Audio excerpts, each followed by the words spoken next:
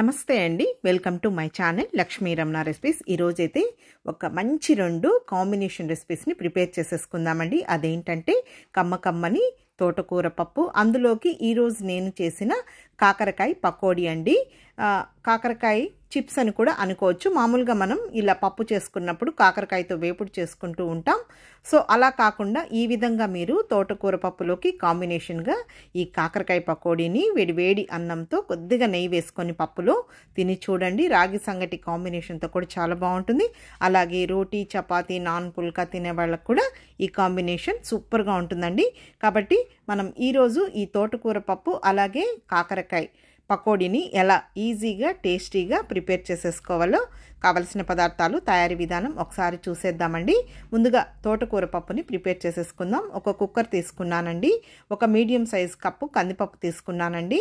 ఆ కందిపప్పుని ఒకసారి శుభ్రంగా కడిగేసేసుకోవాలి. ఇప్పుడు మనం తీసుకున్న కప్పుతో ఒక 3 కప్పుల నీళ్లు వేసేసుకోవాలి. ఇప్పుడు ఇందులో ఒక మీడియం సైజ్ కట్ట తోటకూర కట్టండి. శుభ్రంగా చూడండి, ఈ సైజులో నేను కట్ చేసేసుకున్నాను. తర్వాత లేత కాడల వరకు వేసేసుకోవాలండి. తర్వాత ఈ ఆకును కూడా ఒక 3-4 సార్లు శుభ్రంగా కడిగి వాటర్ అంతా డ్రైన్ చేసి పెట్టేసుకోవాలి. ఇప్పుడు ఇందులో ఒక 6 పచ్చిమిరపకాయలని కొద్దిగా ముక్కలుగా కట్ చేసి వేసేసానండి. అలాగే ఒక చిన్న ఉల్లిపాయని చిన్న ముక్కలుగా కట్ చేసి వేసాను. 2 మీడియం సైజులో ఉన్న టమాటోలను కూడా కొంచెం పెద్ద ముక్కలుగా కట్ చేసి వేసి కొద్దిగా పచ్చి కరివేపాకు వేసాను. తర్వాత ఒక 1/2 టీ స్పూన్ పసుపు పొడి వేసానండి. ఇప్పుడు ఇదంతా కూడా ఒకసారి కలుపుకోవాలి. మామూలుగా మనం పప్పు ఉడికించేటప్పుడు కొద్దిగా ఉల్లిపాయ, కరివేపాకు అవి వేసి మనం ఉడికించి పప్పు చేసామంటే టేస్ట్ అనేది చాలా బాగుంటుంది. ఇప్పుడు కుక్కర్కి మూత పెట్టేసి మీడియం ఫ్లేమ్లో ఒక 3 విజిల్స్ వరకు ఉడికించుకోవాలండి. చూద్దామండి, ఉడికిపోయింది. స్టవ్ ఆఫ్ చేసేసాను. ప్రెజర్ అంతా పోయిన తర్వాత చూస్తే చూడండి, పప్పు అనేది కరెక్ట్గా ఉడికింది. మరీ పిసురుగా ఉడికినా కూడా బాగుండదండి. ఈ విధంగా ఉండాలి. పచ్చిమిరపకాయలను కూడా మనం తరిగి వేసుకుంటే కారం అంతా దిగి బాగుంటుందండి. ఇప్పుడు ఇందులో ముందుగా ఒక 5 నిమిషాల ముందు ఒక చిన్న ఉసిరికాయ సైజంత చింతపండుని కడిగి నానబెట్టి వేసేసానండి. ఇంకా వేడిగా ఉంది కాబట్టి అది వేసేసాను. అలాగే రుచికి సరిపడా రాళ్ళుప్పు కూడా వేసేసాను.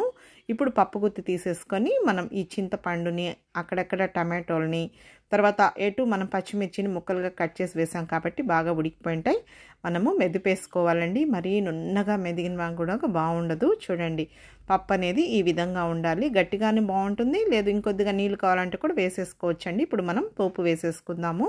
ఇప్పుడు ముందుగా ఒక గిన్నె పెట్టేసానండి. స్టవ్ వెలిగించాను. ఇప్పుడు ఇందులో 2 టేబుల్ స్పూన్ల నూనె వేసానండి. వేడెక్కిన తర్వాత ముందుగా 1/2 టీ స్పూన్ ఆవాలు, 1/2 టీ స్పూన్ మినపప్పు, 1/2 టీ స్పూన్ పచ్చిశనగపప్పు వేసి, అలాగే ఒక 1/2 టీ స్పూన్ ధనియాలు, 1/2 టీ స్పూన్ జీలకర్ర, ఒక 10 మెంతులు వేసానండి.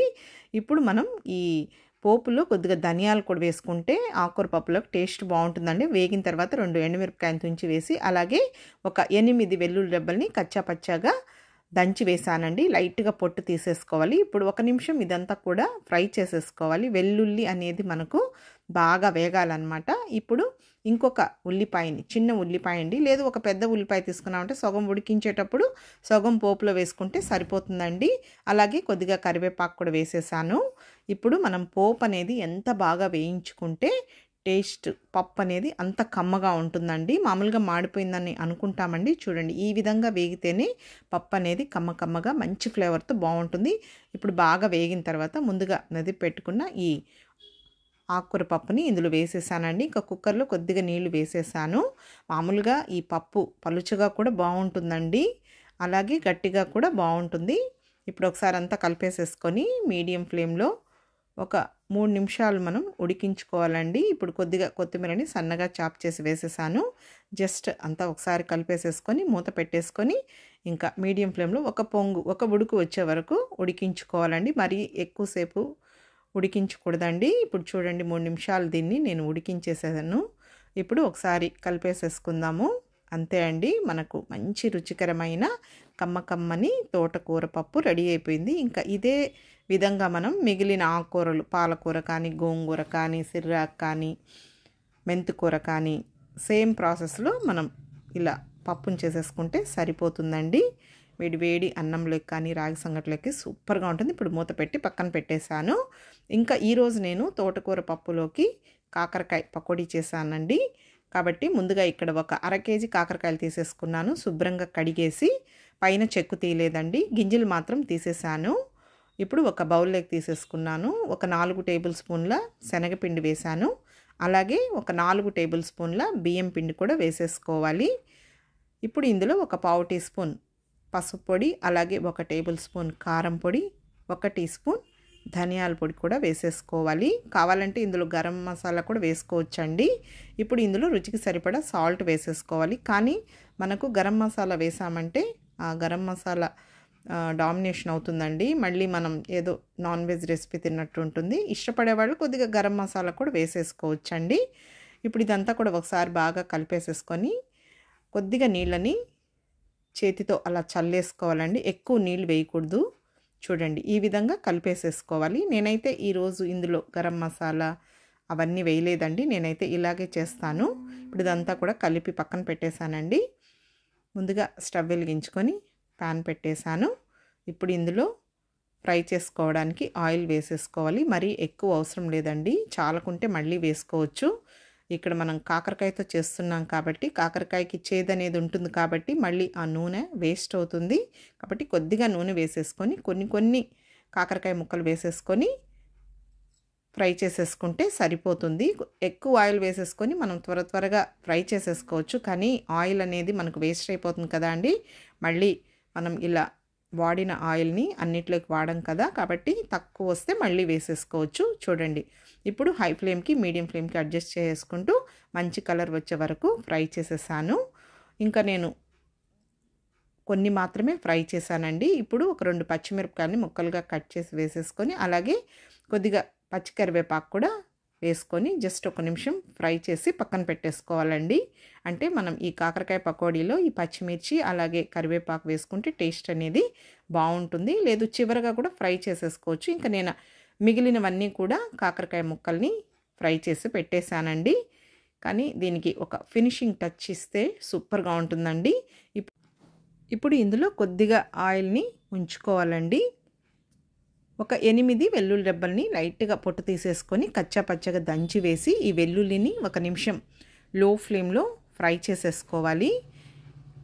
ఇప్పుడు ఈ వెల్లుల్లి ఫ్లేవర్తో చాలా బాగుంటుందండి. ఇప్పుడు ఇది వేగిందనమాట. ముందుగా ఫ్రై చేసి పెట్టుకున్న పచ్చిమిర్చి కరివేపాకు వేసేసుకోవాలి. లేదు చివరగా కూడా ఇప్పుడు వెల్లుల్లి ఫ్రై చేసాం కదా అండి, ఇప్పుడు కూడా మనం పచ్చిమిర్చి కరివేపాకు కూడా వేయించుకొని మిక్స్ చేసేసుకోవచ్చు. ఇప్పుడు ముందుగా వేయించి పెట్టుకున్న ఈ కాకరకాయ ముక్కల్ని వేసేసాను. జస్ట్ ఇదంతా కూడా ఒకసారి కలిపేసేసుకోవాలి. కొంచెం పచ్చిమిర్చి కరివేపాకు వెల్లుల్లి ఫ్లేవర్తో ఈ కాకరకాయ చిప్స్ లేదా పకోడీ అనేది టేస్ట్ అయితే చాలా బాగుంటుందండి. ఇప్పుడు కలిపేసేసాను. అంతే అండి, ఈరోజు చేసిన కమ్మని తోటకూర పప్పు, తరువాత కాకరకాయ చిప్స్ లేదు పకోడీ, తర్వాత నేను మిరియాల చారు కూడా చేశానండి. అయితే మిరియాల చారు వీడియో నేను షూట్ చేయలేదండి. ఆల్రెడీ నేను మిరియాల చారు వీడియో పోస్ట్ చేసి ఉన్నాను. డిస్క్రిప్షన్ బాక్స్లో లింక్ అనేది ఇస్తానండి. ఇప్పుడు మనం డిష్ అవుట్ చేసేసుకుందాం. 2 కప్స్ పెట్టేశానండి. ముందుగా తోటకూర పప్పుని వేసేస్తున్నాను.